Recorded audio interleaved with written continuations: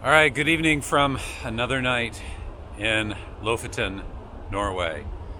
I am unfortunately recording this using an onboard mic on the Osmo Pocket right now, and I don't have the highest degree of confidence in the mic on this. I left my mic back in my car, so I really don't feel like hiking back there. So hopefully this will turn out okay. I am at Unstad Beach, which is this incredible beach that's up in the kind of like that's northwest of Leknes here in Lofoten, and it took about probably about an hour and a half to get up here from where I'm staying further south. But I wanted to come up here because there's a cluster of beaches up in this general vicinity that are supposed to be pretty incredible, and well, so far, at least the first one I've seen has not let me down. This one is just amazing. What's actually really interesting about being here is that there are, hold on to my tripod so I don't blow over. There are a group of surfers that are out here right now. And it may look cold, but it's not. It's actually not that bad. I think the humidity of being close to the water actually helps a little bit, and it's been raining. It's actually raining inland right now, which is a little weird because I drove through the rain all the way here, and I kept thinking, should I turn around? But much to my surprise, I came down the road here, and it's mostly blue sky with some beautiful clouds off here in the distance. And it looks like we could get some really fantastic color here for sunset. At least that's really my hope. I have to say that I'm experiencing a little bit of like weird deja vu being here, and it's not because I've been here before or I've dreamt about it or anything like that, but it's because these rocks that I'm positioned in front of right now, these giant boulders that just go all the way down the beach here.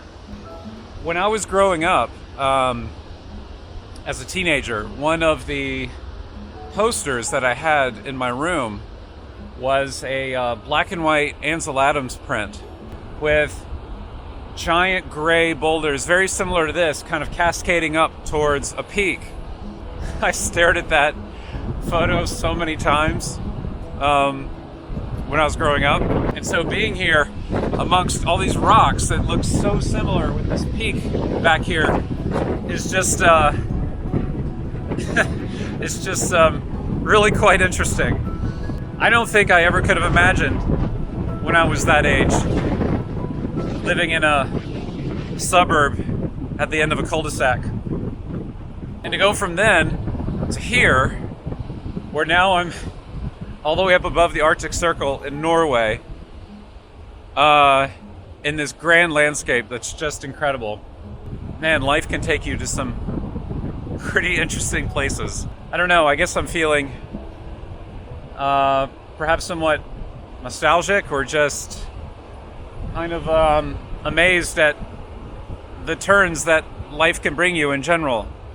How sometimes you just don't know, what's going to come next. And I don't think I ever could have imagined when I was that age, let alone, to be perfectly honest, in my 20s either, being in a place like this and being able to photograph something like this. It truly is such a privilege. Whenever I experience something like this, I can't help but feel that way, and kind of wonder in a way too, why didn't I take more advantage of it earlier in life? I know part of the reason why is because I was busy and trying to make a living and all of that kind of stuff. So, I mean, that wasn't really possible for me at the time. But it's taken quite a while, and I'm just glad that I've lived long enough, quite honestly, to be here and to be here in this moment, and to be experiencing this, because this is just out of this world. It's just amazing.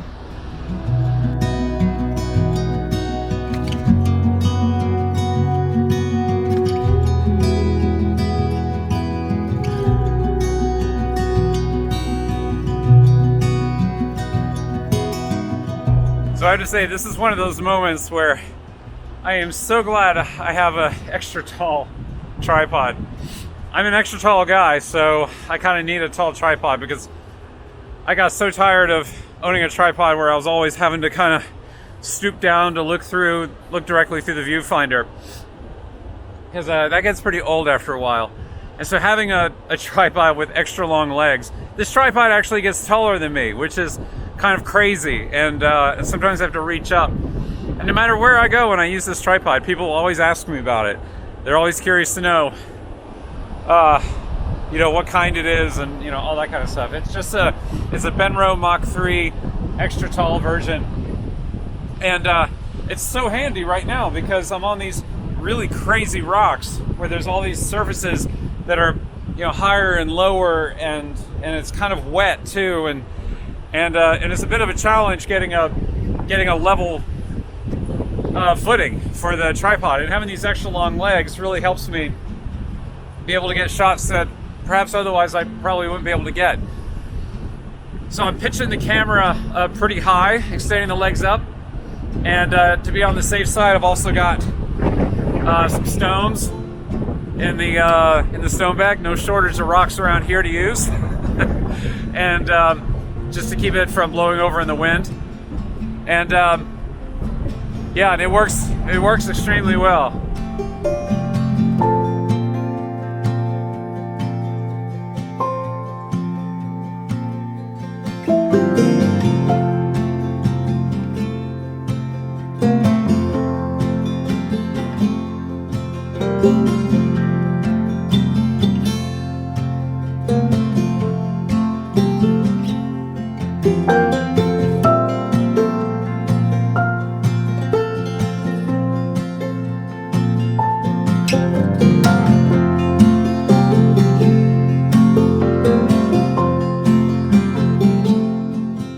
So out of all the photos I took that evening, this one in particular is my favorite.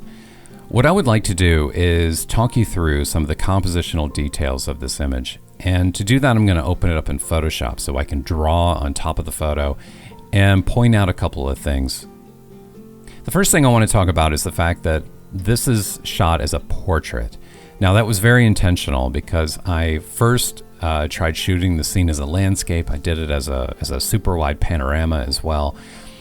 And I found when looking at the photos that by shooting it wide, it was just more of the same, more for the sake of more, because there was just all these, black rocks to the left of me and to the right of me. And the wider that the image became, the harder it was to kind of figure out what the image was about and where your eye was supposed to go.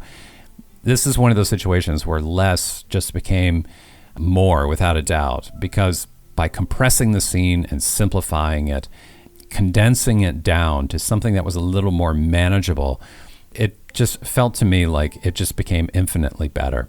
So I stuck with the portrait, and once I knew that I wanted to shoot this scene as a portrait, the next challenge was to find a suitable foreground. Now, I'm drawing this on my MacBook, so forgive my sloppy drawing skills, and this is on a trackpad. So anyway, so what I was looking for, I had this awesome foreground down here with all of these black rocks.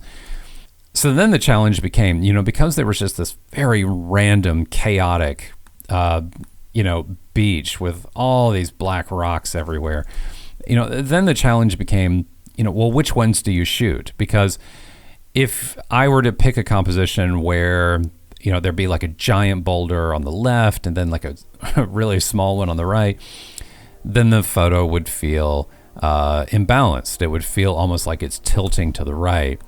Additionally, if there was just a super large one down here at the bottom and then maybe a medium one over here, I don't know. Then it would really start to feel imbalanced again. The image would feel super bottom heavy. So what I decided to do was to try and find a particular angle of view looking out across these black rocks where I would have, something that would hold the left side of the image, something that would hold the right side of the image, and something that would hold the bottom as well. And it just so happened that I came across, these three fantastic rocks, which were positioned. I mean, I couldn't have positioned them better. They were, positioned just right. And it just so happens that, this rock here is across from this one, and they're about the same size. And then there's this one down here at the bottom, and you may already be able to tell where I'm going here. So, the cool thing was, what I got really excited about, there was this downward triangle that was happening here.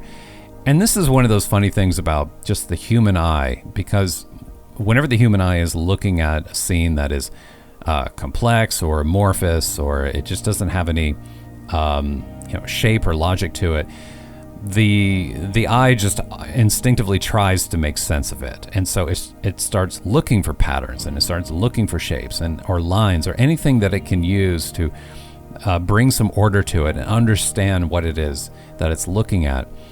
And so it's kind of a trick of sorts, where if you have like a really complex scene like this, to help the eye and to make it easy for the eye to understand the scene and to understand what it's looking at, by finding some shapes and finding some patterns in the scene, so that it's easier for the eye to latch onto. And so when I was out there on the beach and I saw this, these three rocks, and the fact that there was this really nice triangle shape, it was really exciting to me. Now, the other thing you'll notice, this is almost like one of those games of like, well, how many triangles do you see? Well, obviously there's some triangles back here in the back as well, including this very dominant one here with the horn of the mountain range that's kind of, out here at the edge of the ocean. And I composed this so that this was right here in the center of the photo, or as close to center as I could get, because having to position the tripod on top of these rocks was not easy. And what you'll notice is that, by positioning it here, you get this really fantastic diamond shape. You have an upward triangle, you have a downward facing triangle, and the symmetry of this diamond within the portrait orientation just makes the image feel like it has some harmony and some balance to it that otherwise wouldn't be there if I shot it from a different angle. And so by intentionally shooting it this way, and it also just so happened to be that there's this little gutter that kind of runs straight up the middle here. It gets a little lost back in here, but that's all right, because I wasn't really trying to use this as a leading line. It just so happened to be there, this crack between the rocks. And so you get this really nice motion, where you have these gaps between the rocks. And so you have this image which is, both kind of moving upwards and it's moving downwards because of that aforementioned diamond shape. So I think when you're out and you're composing an image, at least this is what I typically try to do. It's a school of thought where you want to find some kind of foreground to go with a background. Sometimes the two could just feel completely different from one another. And so a way to bring them together and to make the foreground and the background feel like they have a relationship is to find some commonality between them. And it just so happened to be that these shared a similar shape.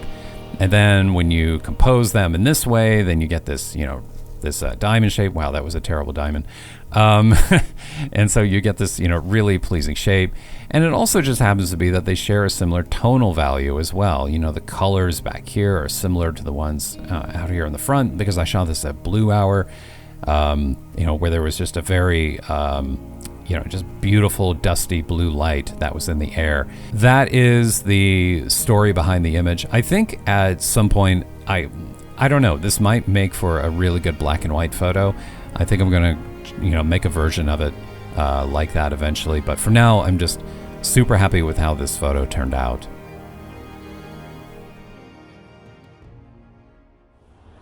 So I just realized that the lens on my poor little Osmo Pocket here was completely filthy. It had smudges and marks all over it. It's so hard taking ND filters on and off of this little pocket and handling it in such a way so that it doesn't get all smudgy and kind of gross, but that's just how it is. So anyway, I'm Apologies again for the sound. I hope the sound was all right in this video. I'm recording this using the onboard mic because I left my my mic stuff back in the car and my proper camera back in the car too, because I was just in too much of a hurry to get down here and shoot this. So hopefully this turned out all right. So listen, I think that's going to be the end of this. I want to thank you for being here and for your interest, for your attention.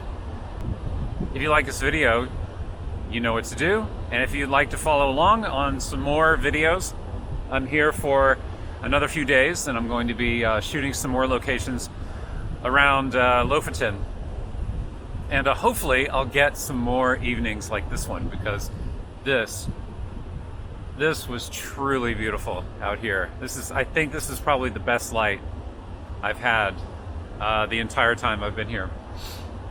And I'm just really anxious and interested to see how the photos turn out from this. So, at any rate, once again, thanks for being here, and see you next time.